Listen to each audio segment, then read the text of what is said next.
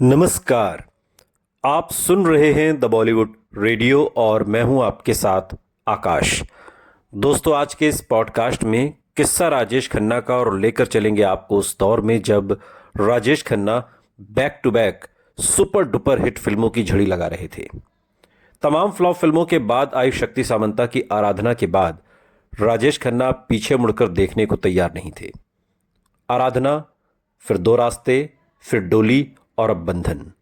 आज के इस पॉडकास्ट में हम आपको राजेश खन्ना के उस सुनहरे दौर और फिल्म बंधन के बनने की कहानी सुनाएंगे।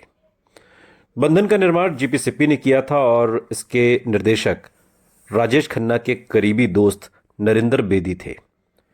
इस फिल्म में राजेश खन्ना अपनी मॉडर्न शहरी इमेज से अलग गांव के एक सीधे साधे किसान धर्मा की भूमिका में नजर आए। सलीम जावेद की लिखी इस फिल्म में उनकी हीरोइन फिर से मुमताज थीं, जो इससे पहले दो रास्ते में नजर आई थी। लेकिन दिलचस्प ये था कि उनकी असली जिंदगी की गर्लफ्रेंड अंजू महेंद्रू का भी फिल्म बंधन में खास रोल था। इससे पहले दोनों ने सिर्फ थिएटर के दिनों में ही साथ में काम किया था, लेकिन अब बात फिल्म की थी। लेकिन थिएटर के दिन अलग थे और अब राजेश खन्ना सुपरस्टार थे। फिल्म की पब्लिसिटी में इस बात को भी खूब भुनाया गया कि अंजू महेंद्रू राजेश खन्ना की गर्लफ्रेंड हैं और अपनी रियल लाइफ गर्लफ्रेंड के साथ रियल लाइफ में राजेश खन्ना नजर आएंगे। दर्शक भी पहली बार पर्दे पर राजेश खन्ना और अंजू की केमिस्ट्री को देखना चाहते थे। कई निर्माताओं का मानना था कि अगर उनकी जोड़ी को दर्शक पसंद कर लेंगे तो उनकी रियल लाइफ की जोड़ी रियल लाइफ में भी हिट हो जाएगी। लेकिन जब बंधन फिल्म रिलीज हुई तो उम्मीदों को झटका लग गया। दर्शकों की तालियां राजेश खन्ना और अंजू के सीन्स पर नहीं, बल्कि राजेश खन्ना और मुमताज के सीन्स पर बजी। यानी कि दर्शकों ने राजेश खन्ना और अंजू महेंद्रू की जोड़ी को नकार दिया और राजेश खन्ना और मुमताज की जोड़ी को पसंद कर लिया था। फिल्म हिट रही, लेकिन राजेश खन्ना अंजू महेंद्रू एक कामयाब फिल्मी जोड़ी नहीं बना सके। सालों बाद राजेश खन्ना ने अपने एक इंटरव्यू में बंधन के बारे में बात करते हुए कहा था कि उस फिल्म में मेरी पहली हीरोइन अंजू महेंद्रू भी थी और हम दोनों में किसी बात पर झगड़ा हुआ था, जिसकी वजह से पूरी शूटिंग के दौरान एक दूसरे के प्रति हमारा बर्ताव बेहद खराब था। जब भी मैं अपनी लाइनें बोलता था तो वो दूसरी तरफ देखने लगती थी और जब वो डायलॉग बोलती थी तो मैं अपना मुंह फेर लेता था और ऐसा पूरे शेड्यूल के दौरान चलता रहा। बेचारा प्रोड्यूसर कंफ्यूज था कि ये क्या और क्यों हो रहा है। इसका जवाब हम दोनों के पास नहीं था। अगर होता तो हम इतना बचकाना बर्ताव कम से कम ना करते। आज अगर मैं सोचता हूं तो यही लगता है। सालों बाद इंटरव्यू में राजेश खन्ना बता रहे थे और इस इंटरव्यू में वो आगे कहते हैं कि मैं जानता हूं कि ये सब कुछ बेवकूफाना लगता है, लेकिन हम किसी वाक्य को अपनी जिंदगी से सिर्फ इसलिए झुठला नहीं सकते क्योंकि वो बेवकूफाना या बचकाना था। उम्र कम थी, लेकिन जो था यही था। उस दौर में अंजू महेंद्रू और राजेश खन्ना के करीबी रहे लोग बताते हैं कि दोनों के बीच तकरार के ऐसे वाक्य अक्सर होने लगे थे। राजेश खन्ना और अंजू महेंद्रू का रिश्ता करीब 5 साल पुराना हो चुका था, लेकिन राजेश खन्ना के सुपरस्टारडम के बाद उनके आसपास का माहौल अब बदलने लगा था। अचानक राजेश खन्ना का ज्यादातर वक्त अपने काम में बीतने लगा था। जो वक्त और तवज्जो पहले अंजू के नाम थी, अब उस पर हक जमाने बहुत से लोग आ गए थे। उस दौर में अंजू महेंद्रू की पड़ोसी रही वरिष्ठ फिल्म पत्रकार मीना अय्यर बाद के दिनों में एक इंटरव्यू में बताती हैं कि उन्होंने 60 के दशक के आखिर के दिनों में राजेश खन्ना को पहली बार अंजू महेंद्रू के घर पर देखा था। अंजू लक्ष्मी निवास की पहली मंजिल पर रहती थी, जो मीना अय्यर के घर के बहुत करीब थी। राजेश खन्ना की कार रात भर अंजू के घर के बाहर खड़ी रहती थी। मीना बताती हैं, कभी कभी सुबह मेरी मुलाकात अंजू के घर में काम करने वाली नौकरानी से हो जाती थी। उसने मुझे एक बार बताया था कि अंजू की मां शांति महेंद्रू ने उसे अंडे लेने भेजा है क्योंकि काका जी को नाश्ते में अंडे बेहद पसंद हैं। सुपरस्टार बनने के बाद भी राजेश खन्ना अंजू के घर उसी तरह आते जाते थे, लेकिन आराधना के बाद जैसे सब कुछ बदल गया था। वो कहती हैं कि मैं उस वक्त सीनियर स्कूल में थी और मेरे स्कूल की सभी लड़कियों को अंजू महेंद्रू से बहुत जलन होती थी, क्योंकि राजेश खन्ना उनके बॉयफ्रेंड थे। स्कूल के बाद लड़कियां राजेश खन्ना की एक झलक देखने के लिए अंजू के घर के बाहर भीड़ लगाए खड़ी रहती थीं। आप सबने ये बातें पढ़ी होंगी, तमाम पॉडकास्ट में, किस्से कहानियों में सुनी होंगी, लेकिन मैंने अपनी आंखों से देखा है कि कैसे लड़कियां अंजू के घर के बाहर खड़ी राजेश खन्ना की सफेद गाड़ी को किस करती थीं और उनकी गाड़ी से उड़ती धूल से अपनी मांग भरती थीं। वो सारा मंजर मैंने अपनी आंखों से खुद देखा है। मीना अय्यर इन बातों को बताते हुए इंटरव्यू के दौरान उन पलों में, उस दौर में खो जाती हैं जब राजेश खन्ना सुपरस्टार थे। नए आए सुपरस्टार राजेश खन्ना और अंजू की निजी जिंदगी पर लगातार सबकी नजरें टिकी थीं। उनके रिश्ते को जैसे हर रोज मीडिया की जांच से होकर गुजरना पड़ रहा था। देश के सबसे बड़े सुपरस्टार की गर्लफ्रेंड के बारे में लोग हर बात जानना चाहते थे, मगर अचानक आए इस मीडिया अटेंशन के लिए अंजू शायद पूरी तरह से तैयार नहीं थी। राजेश खन्ना और अंजू से जुड़ी खबरें और तस्वीरें उस दौर की मशहूर magazines star dust, star and style और फिल्म फेयर में छपती रहीं। उनकी लव लाइफ के बारे में गॉसिप कॉलम्स में चटखारेदार बातें लिखी जाती। अंजू राजेश खन्ना के साथ किस पार्टी में गईं, किस इवेंट पर उन्होंने क्या ड्रेस पहना, वो राजेश खन्ना के साथ कैसी दिख रही थी, वगैरह वगैरह सब कुछ छपता, सब कुछ नोटिस किया जाता, सब कुछ देखा जा रहा था और सब कुछ पढ़ा जा रहा था। सुपरस्टार की गर्लफ्रेंड, मीडिया ने अंजू महेंद्रू के नाम के साथ ये एक नई पहचान जोड़ दी थी।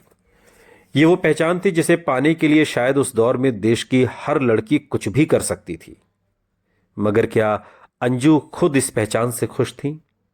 कई खबरों में अंजू को डोमिनेटिंग गर्लफ्रेंड तक लिखा जाता।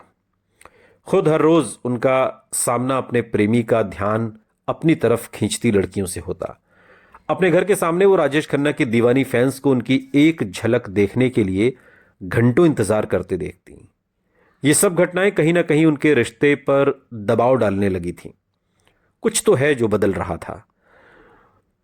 एक इंटरव्यू में सालों बाद अंजू महेंद्रू जज्बाती होकर कहती हैं राजेश खन्ना को लेकर, वो चाहता था कि मैं हर वक्त उसके पैरों पर गिरी रहूं जैसे उसके चमचे गिरे रहते हैं। मैं उससे प्यार करती थी, उसकी चापलूसी नहीं। मेरे लिए वो सिर्फ जतिन या जस्टिन था, वो शख्स जिससे मैंने प्यार किया था, न कि सुपरस्टार राजेश खन्ना। अंजू ये बातें कहते कहते बहुत भावुक हो जाती हैं। खुद अंजू महेंद्रू को अब तक फिल्मों में कोई खास मुकाम नहीं मिल पाया था। हीरोइन के रूप में उन्हें साइन करने के लिए निर्माता अभी भी आगे नहीं आ रहे थे।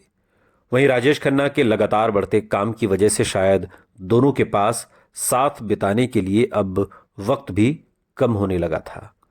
यह भी हो सकता है कि इस रिश्ते से दोनों को जो उम्मीदें थीं वो पूरी नहीं हो पा रही थीं।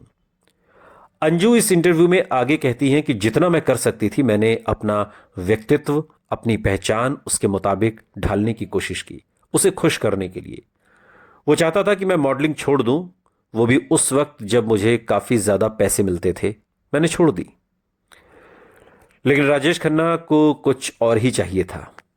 एकदम से आई बेमिसाल कामयाबी को परिपक्वता से संभालना किसी के लिए भी मुश्किल हो सकता है, और राजेश खन्ना की उम्र उस समय महज 28 साल थी जब वो कामयाबी के शिखर पर खड़े थे। किसी भी रिश्ते को ऐसे बदलाव का सामना करने के लिए वक्त की जरूरत होती है। लेकिन आलम यह था कि अगले 2 साल तक राजेश खन्ना का लगभग हर दिन किसी न किसी फिल्म निर्माता के नाम हो चुका था। उनकी डायरी में अब न तो करीबी दोस्तों के लिए वक्त बचा था, न अंजू महेंद्रू के लिए और न ही खुद के लिए। शायद यही वजह है कि फिल्म बंधन, जिसमें राजेश खन्ना और अंजू महेंद्रू साथ थे, दोनों साथ होकर भी बिल्कुल अलग अलग दिखाई देते हैं। फिल्म की कहानी बहुत दिलचस्प है। बंधन अगर आपने देखी हो, बंधन फिल्म जिसकी कहानी है जीवनलाल, जो एक चोर है और भारत के एक छोटे से गांव में रहता है। उसकी शादी सीता से हुई है और उसकी एक बेटी मीना और एक बेटा धर्मचंद्र। और एक दिन जीवनलाल तहसीलदार के घर में चोरी करता है और फिर चोरी की गई संपत्ति को धर्मचंद के पास पारिवारिक घर में छिपा देता है। धर्मचंद के किरदार में राजेश खन्ना है। जब पुलिस आती है तो धर्मचंद चोरी की संपत्ति दे देता है। जीवनलाल को गिरफ्तार किया जाता है, दोषी पाया जाता है और जेल भेज दिया जाता है। सालों बाद जीवनलाल अब धर्मचंद यानी धर्मा से नाराज है और एक दिन जीवनलाल और धर्मा एक गाय की बिक्री को लेकर लड़ते हैं और जीवनलाल धर्मा पर हमला करता है, जो आत्मरक्षा में एक छड़ी उठा लेता है और फिर सीता उसमें हस्तक्षेप करती है। सीता उसकी पत्नी धर्मा को अपने पिता पर हमला करने का साहस करने के लिए डांटती है। वो धर्मा को चले जाने के लिए कहती है और फिर धर्मा वहां से बंबई चला जाता है और जब वो घर वापस आती है तो अपने पति को खून से लथपथ मृत अवस्था में देखकर वो हैरान रह जाती है कि उसका बेटा खून से सनी कुल्हाड़ी के साथ शव के ऊपर खड़ा होता है। पुलिस धर्मा को गिरफ्तार कर लेती है और उस पर हत्या का मुकदमा चलाया जाता है। कहानी अपने पीक पर इस तरीके से पहुंचती है कि अदालत में यह खुलासा होता है कि जब धर्मा घर पहुंचा तो उसने अपने पिता को गौरी यानी मुमताज के साथ छेड़छाड़ करते पाया। जब उसने उसे बचाने की कोशिश की तो उसके पिता ने उस पर हमला कर दिया और संघर्ष में जीवनलाल कुल्हाड़ी पर गिरकर गंभीर रूप से घायल हो गया और अपने अंतिम क्षणों में उसने अपने बेटे से माफी मांगी और अपनी पत्नी को अपने पाप का सच न बताने का वचन दिया। लेकिन जब अभियोजन पक्ष यानी वकील जो है अदालत में, अभियोजन पक्ष ने साबित कर दिया कि गौरी अपराध स्थल पर मौजूद थी और वास्तव में जीवनलाल की हत्या की है, तो धर्मा यानी कि राजेश खन्ना अदालत के सामने तथ्यों का खुलासा करता है और इस तरीके से ये सारी कहानी बुनी जाती है, जिसमें एक हिस्सा शहरी है, एक हिस्सा गांव का है और इस तरीके से सारी कहानी और फिल्म की कहानी आगे बढ़ती है। फिल्म राजेश खन्ना के नाम पर बिकी, राजेश खन्ना के नाम पर बेची गई, राजेश खन्ना के नाम पर बनाई गई और राजेश खन्ना के नाम पर सुपर डुपर हिट हुई और ये वो चौथी फिल्म थी जो राजेश खन्ना की back to back super hit हुई थी। लेकिन अभी तो बहुत सारी फिल्मों को आना था। हर फिल्म का किस्सा हम आपको सुनाएंगे। सुनते रहिए द बॉलीवुड रेडियो, सुनता है सारा इंडिया।